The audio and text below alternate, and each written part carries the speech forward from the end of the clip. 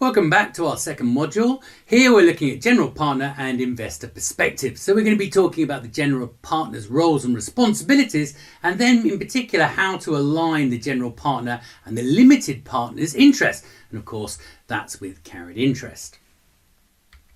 So let's start. Our first LOS is discuss the roles and responsibilities of the general partner.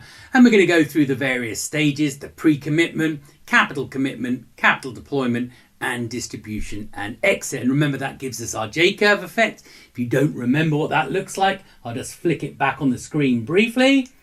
There you go. So there's our various stages of the investment cycle. The pre-commitment.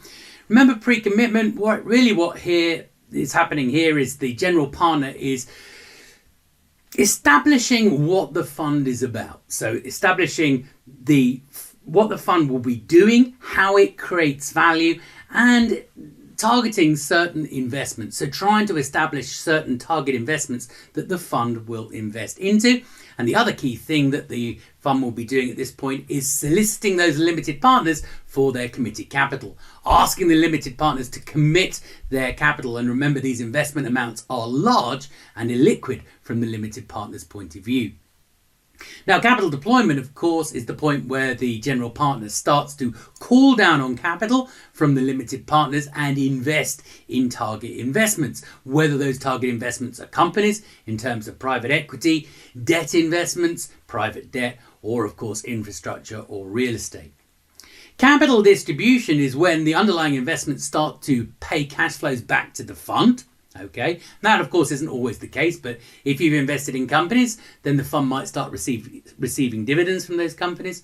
But of course, it's also when we start exiting investments and then distributing that capital back to the limited partners, okay, via distributions as we call it. An exit is at the end of the fund's life, of course, the end of the fund's life where the fund is terminated. Any remaining investments in the fund are liquidated and distributed to the limited partners. Okay, so let's have a look at our slide then. So pre-commitment, as we said, they're establishing their investment thesis. In other words, how are they proposing to create value? What are they doing as a private equity fund? What is their strategy? Okay, and it's going to be based on their expertise, and their expertise is often based on experience. It will be based on the skills that they have developed over time, and that of course is skills in terms of prior experience, but also in terms of all of the skills they've built up in their pool of contacts and employees. Now, pre-commitment, they will start to identify some target investments, okay, and they're going to of course start to target those limited partners. Now, normally at this phase as well, they will establish the limited partnership agreement, and we can see that in actual point 2. This is simply the terms and conditions that will apply to the general partner, but very specifically also the limited partners. Now, just bear in mind that often we see side letters. Now, what does that mean, a side letter? Well, it means not all limited partners are necessarily treated equally. You might have a limited partner as a GP who's very special to you. It could be because they are always reliable in providing you with funds. It could be because they've got fantastic skills that you can actually draw down on yourself.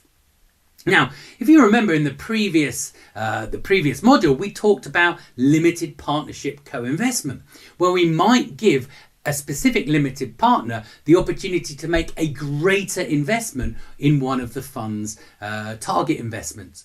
Now, in order to do that, of course, we would need to enter a side agreement. You'd have a side letter with this limited partner where you're essentially varying the terms and conditions of the fund. So this capital commitment phase, of course, is when we're trying to get the limited partners together,